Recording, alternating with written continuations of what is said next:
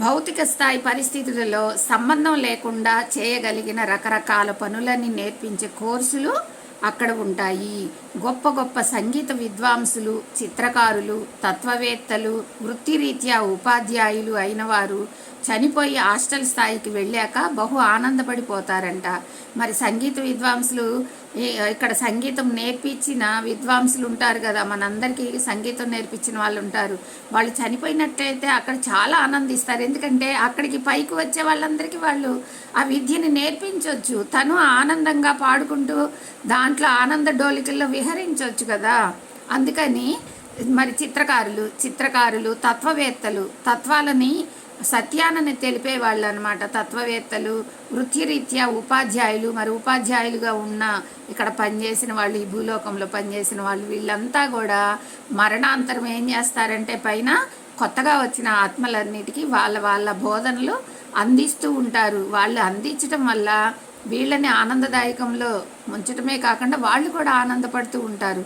ఇప్పుడు మనం బాగా పాటలు నేర్చుకున్నాము, అవి విని ఎవరన్నా నేర్చుకునే వాళ్ళు ఉంటే మనకెంత ఆనందం కదా.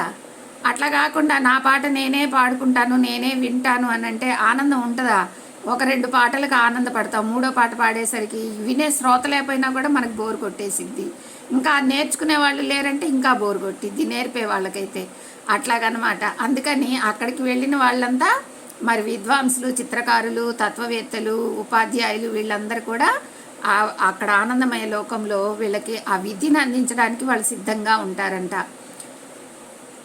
నేర్చుకోవాలన్న ఉత్సాహం ఉన్న వాళ్లకు తమ అనుభవాలన్నీ, జ్ఞానాన్ని ఆనందంగా పంచగలుగుతారు. ఎవరైతే వీటి మీద శ్రద్ధను చూపిస్తారో, నేర్చుకోవాలి, నేను ఆ సంగీతాన్ని నేర్చుకోవాలి, ఆ తత్వాన్ని నేర్చుకోవాలి, ఆ జ్ఞానాన్ని అందుకోవాలి, మరి చిత్రకారులైతే నేను ఆ చిత్రాలు నేర్చుకోవాలి, ఎవరైతే అలాగా ఉంటారో వాళ్ళకి నేర్పించడం జరుగుతుందన్నమాట. అలాంటి వాళ్ళకి ఆనందంగా వాళ్ళ దగ్గర ఉన్న జ్ఞానాన్ని చాలా ఆనందంగా వాళ్ళు పంచుతారంట. అక్కడ కాలాతీతం అయిపోవటం అన్నది ఉండదు. ఇక్కడ మనకి ఉదయం 6ంటికి లేస్తే సాయంత్రం 6ంటికి మరి సూర్యుడు కిందకి వెళ్ళిపోతాడు కాబట్టి మనకు పొద్దుపోతుందని గబగబా మనం ఇళ్ళకి వెళ్ళటము, లేదా మన సమయపాలన ఇక్కడ అంతా కూడా డిఫరెంట్గా ఉంటుంది కదా. మనం ఏ టయానికి ఆ పనే చేయాలి. ఆఫీస్కి వెళ్ళాలంటే ఉదయం 9 నుంచి సాయంత్రం 5 వరకు ఆఫీస్కి వెళ్ళి రావాలి. మరి చదువుకోవాలంటే విద్యాలయాలకు కూడా ఉదయం 9 నుంచి మరి సాయంత్రం 5 వరకు విద్యాలయాలకు వెళ్ళి చదువుకొని రావాలి. అక్కడ పైలోకాల అలా ఏం టైమింగ్స్ ఏమి ఉండవు అనమాట. 24 గంటలు చదువుకోవచ్చు. అసలు అక్కడ 24 గంటలు అని కూడా లేదు. ఇంకా కాలమానం ఎప్పుడూ ఒకేలా ఉంటుందన్నమాట. అది ఒక 24 గంటలు, 8 గంటలు, 12 గంటలు అలా అని టైమింగ్ ఏమీ ఉండదంట. అక్కడ ఎంతసేపైనా మనం సంగీతం నేర్చుకోవచ్చంట, ఎంతసేపైనా చిత్రలేఖనం గీసుకోవచ్చు. ఇక్కడ మనం ఒక స్కూల్కి వెళ్ళామనుకో, టైం అయిపోగానే బెల్లు కొట్టేస్తారు, ఇంకా టైం అయిపోయింది మీరు బయటకు వెళ్ళండి, మళ్ళీ రేపు వచ్చి నేర్చుకోండి అని చెప్తారు. కానీ అక్కడ అలాగా బెల్లు కొట్టేవాళ్ళు ఉండరు. మనం తృప్తిగా మనం ఆ విద్యని అభ్యసించేంత వరకు అక్కడే ఉండి మనం నేర్చుకోవచ్చు అని చెప్తున్నారు. 24 గంటలు 8 గంటల పాటు నిద్రపోవడం అనేది ఉండదు. ఇంకా నిద్రపోవాలనేదే ఉండదు. కనుక నేర్పడానికి, నేర్చుకోవడానికి కూడా చాలా అనుకూలంగా ఉంటుంది. సహనంతో నేర్చుకునేవాడు ఉంటే ఓర్పుగా నేర్పే గురువులు అక్కడ చాలామంది ఉంటారు. ఎంతసేపైనా నేర్పిస్తారు. అక్కడ ఒక టైమింగ్, కాలమానం అనేది ఉండదు. కాబట్టి మనకి అది వచ్చిందాకా, సంపూర్ణంగా మనం నేర్చుకున్నదాకా మనకు ఆ విద్యను అందిస్తూనే ఉంటారు తప్ప వాళ్ళు ఇప్పుడు కాదు వెళ్ళు అనే మాటలు అక్కడ ఉండవు అని చెప్తున్నారు. తమ రంగాల్లో నిష్ణాతులైన వారు రోజుకు కనీసం 3-4 గంటల పాటు కొత్త వారికి శిక్షణ ఇచ్చినా అదేం పెద్ద ఎక్కువ విషయం కాదు.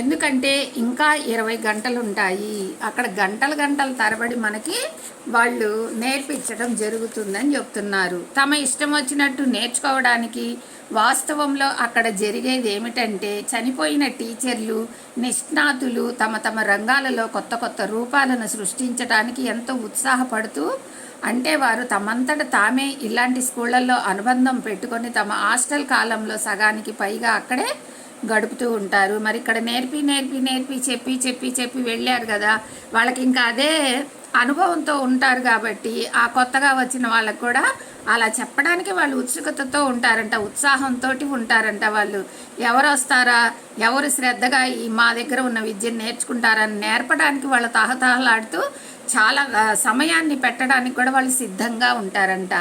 ఆ విద్యలో ప్రాథమిక సూత్రాలను ఇతరులకు నేర్పుతూ లేదా ఆ రంగంలో అప్పటికే ప్రవేశం ఉన్న వాళ్లకు తీవ్ర శిక్షణనిచ్చి నిష్ఠానుతులు చేయటానికి సహాయం చేస్తూ ఉంటారంట.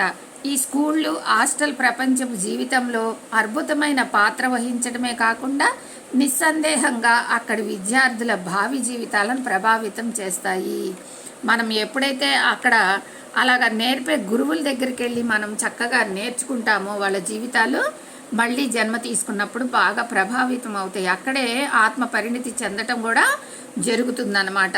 హాస్టల్ లెవెల్లో ఒక వ్యక్తి తన కళ పట్ల కానీ ఒక సైన్స్ విషయం పట్ల కానీ ఇష్టాన్ని పెంచుకున్నట్లయితే తన తర్వాతి భౌతిక జన్మలో తన తల్లిదండ్రులకు ఆ విషయం పట్ల ఆసక్తి లేకపోయినప్పటికీ ఆ వ్యక్తిలో మాత్రం పసితనం నుంచే ఆ విద్య పట్ల ఆసక్తి, కోరిక కనపడుతూ ఉంటాయి.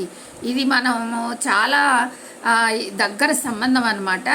దీని గురించి మనం మళ్ళీ రేపు కూడా ఇంకొకసారి వివరంగా చెప్పుకుందాము. ఇది మనలో ఎక్కువగా కనపడుతూ ఉంటుందన్నమాట. పిల్లలు చిన్నతనం నుంచే ఒక వృత్తి పట్ల శ్రద్ధ చూపిస్తూ ఉంటారనమాట. ఒక చిన్న పిల్లవాడు నేను డాక్టర్ని అవుతాను, నేను పోలీస్ని అవుతాను అని చెప్తా ఉంటారు. తల్లిదండ్రులు ఏమంటారు, రైట్ లేదు, నువ్వు డాక్టర్ అయితే ఎట్లాగా, నువ్వు సాఫ్ట్వేర్ ఇంజనీర్ అవ్వాలి, నువ్వు అమెరికాకి వెళ్ళి ఆడ పెద్ద పెద్ద కంపెనీల్లో నువ్వు పని చేయాలి అని చెప్పేసి అంటూ ఉంటారు. అయినా కూడా ఆ పిల్లలు అలాగ అవ్వరు, వినరు, వాళ్ళు అనుకున్నదే చేస్తుంటారు. ఎలాగంటే వాళ్ళ పూర్వజన్మలో వాళ్ళు నేర్చుకొని పైన ఏదైతే నేర్చుకొని వచ్చారో అదే ఈ జన్మలో కూడా వాళ్ళు చేయాలని చెప్పి వాళ్ళు అలాగా ఉంటారనమాట. దానికే ప్రయత్నం చేస్తూ ఉంటారు. మరి ఈరోజు స్వాధ్యాయం ఇది చదువుకున్నాం ఫ్రెండ్స్. రేపు ఇంకా దీని గురించి వివరంగా మాట్లాడుకుందాము, వివరంగా చదువుకుందాము. Thank you friends. ఈరోజు స్వాధ్యాయం ఇది. Thank you friends. Thank you.